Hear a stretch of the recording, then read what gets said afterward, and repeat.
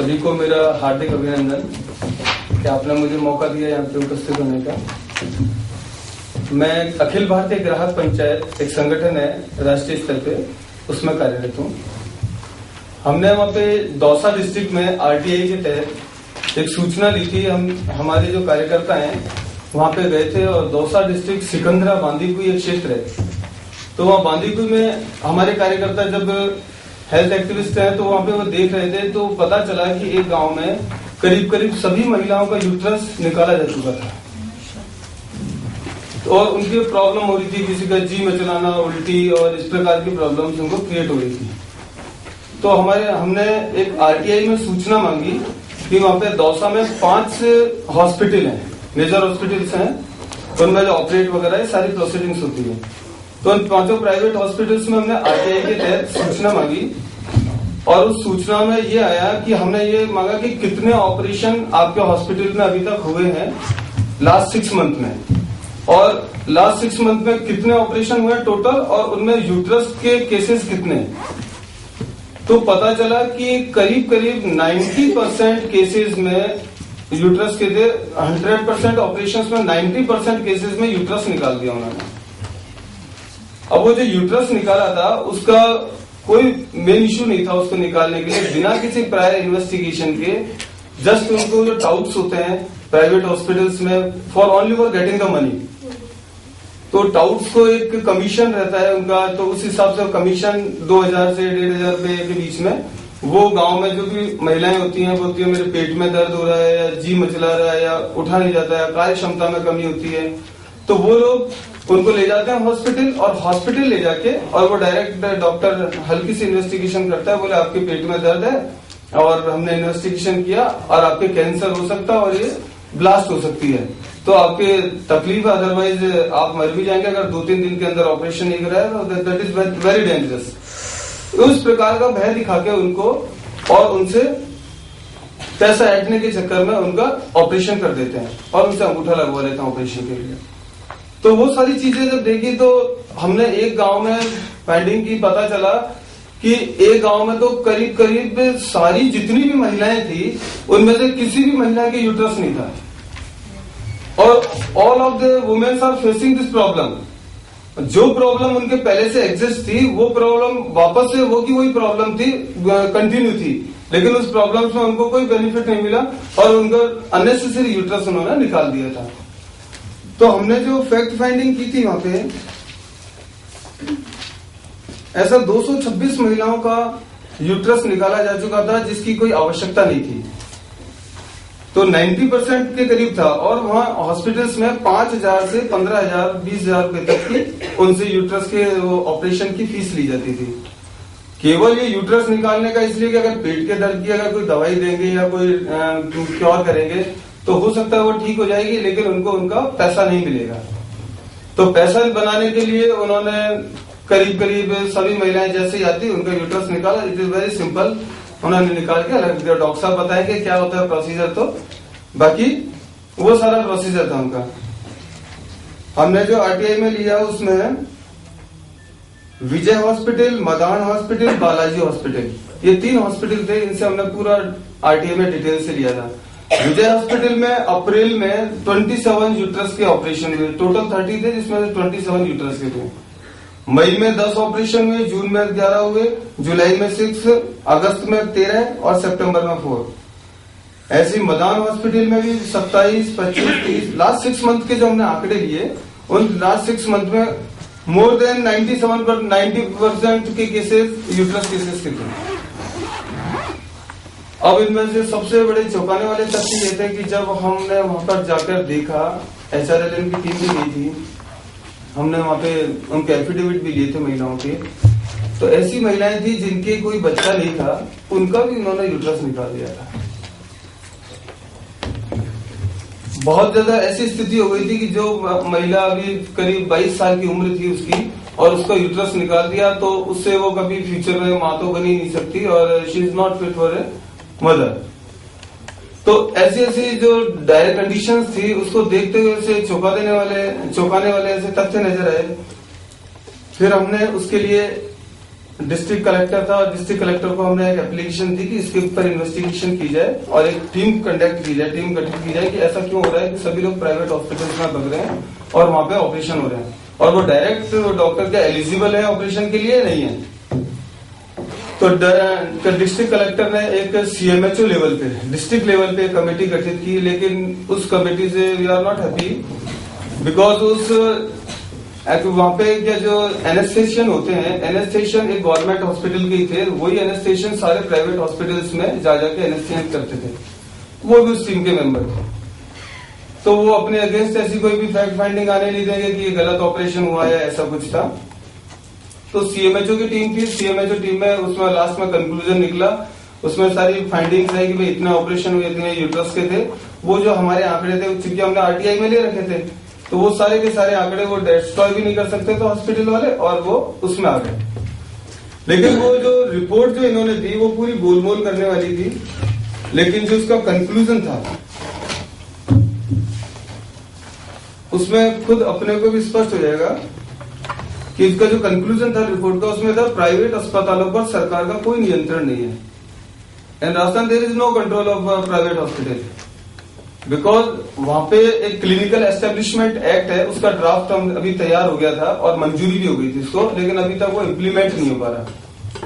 उसमें कुछ कमियां है या जो भी है, डिले कर रही है सरकार 3 साल 4 साल से उस चीज को पास करने के बावजूद उसका कोई अभी तक इम्प्लीमेंटेशन नहीं हुआ। उसका रीजन तो गॉड नोज, बाकी इस चक्कर में उन प्राइवेट हॉस्पिटलों पे कोई कंट्रोल नहीं है, चाहे जैसे ऑपरेशन करें उनका कोई रजिस्ट्रेशन कैंसिल नहीं होता, उनके खिलाफ कोई कार्रवाई नहीं हो सकती, वो जैसा चाहे, कोई पेशेंट आया वो मर भी जाए तो भी कोई तकलीफ नहीं है। हाँ, क्रिमिनल केस जरूर हो सकता है, लेकिन उसकी डिग्री, उसका वो रजिस्ट्रेशन हॉस्पिटल बदस्तूर जारी रहेगा। तो उसमें था कि प्राइवेट अस्पतालों पर सरकार का कोई नियंत्रण नहीं है, अतः प्राइवेट अस्पतालों को चालू करने हेतु पंजीकरण किया जाना चाहिए, इवन देन रजिस्ट्रेशन भी नहीं है प्राइवेट हॉस्पिटल में,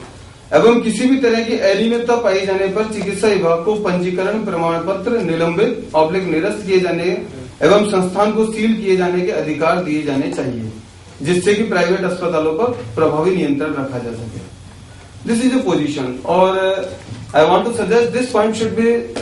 included in the PIL which we are filing with। सरकारी अस्पतालों पर विशेषकर गवर्नमेंट जो हॉस्पिटल है, वहां बांदीकुई में गवर्नमेंट हॉस्पिटल भी है, लेकिन वहां पे इक्का दुक्का केस ही आते हैं। तो सरकारी अस्पतालों पर विशेषकर बांदीकुई क्षेत्र में काफी लंबे समय से स्त्री रोग विशेषज्ञ एवं निश्चेतक एनेस्थेशियन का पद रिक्त चल रहा है। ये दोनों पोस्टें वहां हैं ऑलरेडी, लेकिन कोई भी आदमी वहां पे वर्क में नहीं है। लेडीज जाए तो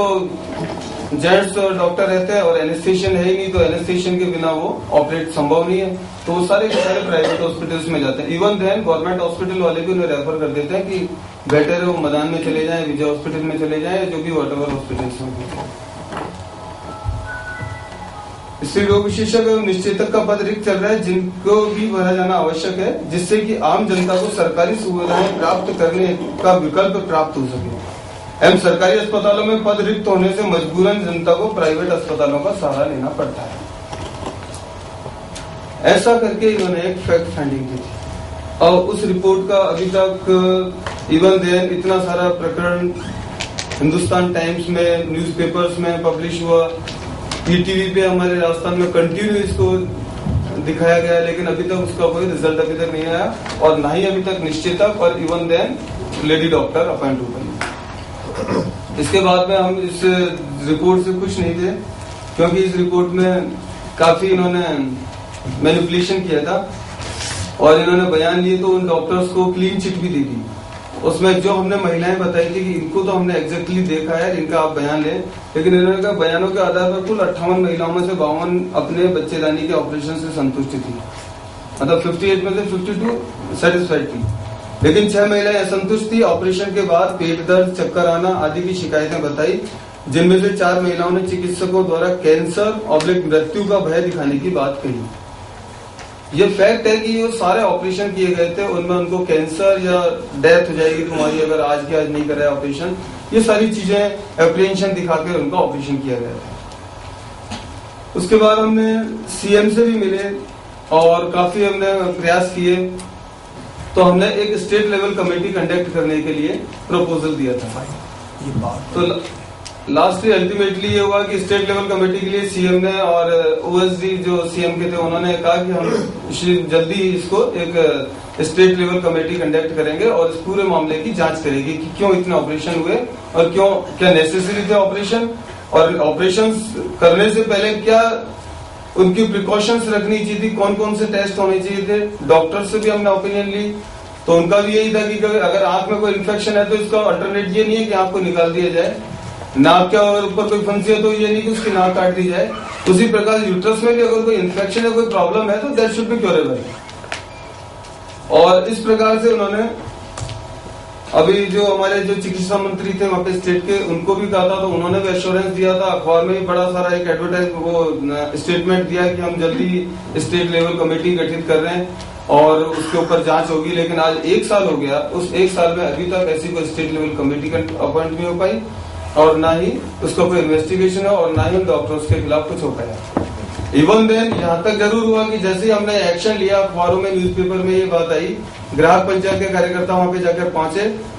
तो इतना जरूर असर हुआ कि उन डॉक्टर्स ने कि ये हमारे खिलाफ भ्रांतियां फैला रहे हैं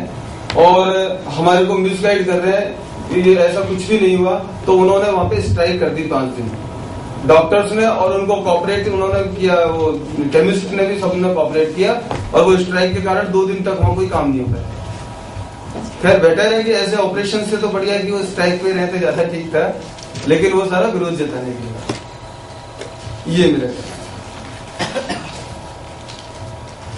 अभी केवल डॉक्टर्स पे हमारे राजस्थान में एक पीसीपीएनडीटी एक्ट है,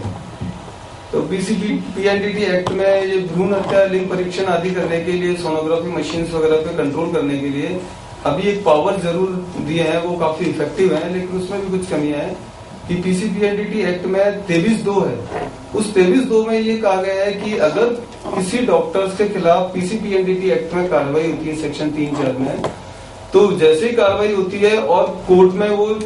तुरंत ही उसका कंप्लेंट फाइल कर दी जाती है डिस्ट्रिक्ट ऑफिसर के द्वारा, जो सीएमएचओ में जो एक ऑथराइज कर रखे हैं, वो उस कंप्लेंट को फाइल करते हैं। फाइल करते ही कोर्ट उसमें कॉग्निजेंस लेके चार्ज फ्रेम करती है। तो चार्ज फ्रेम करना इनिशियल स्टेज है। तो जैसे ही अगर किसी डॉक्टर्स के खिलाफ चार्ज फ्रेम हो जाते हैं, तो चार्ज फ्रेम होने के तुरंत बाद immediately state medical council, Rajasthan medical council उसको चार्ज फ्रेम होने के विदिन 30 डेज उसका सस्पेंड कर देगी लाइसेंस। तो उसकी जो डिग्री है, रजिस्ट्रेशन है डॉक्टर्स का, ना हॉस्पिटल का नहीं, तो डॉक्टर्स का वो रजिस्ट्रेशन कैंसिल हो जाता है, वो सस्पेंड हो जाता है। तो इन दैट मीन टाइम वो प्रैक्टिस नहीं कर सकते। वो थोड़ा सा इफेक्टिव कदम है। बाकी क्लिनिकल एस्टेब्लिशमेंट एक्ट लागू होना मस्ट है, अदरवाइज उनके खिलाफ कोई कार्रवाई नहीं होगी।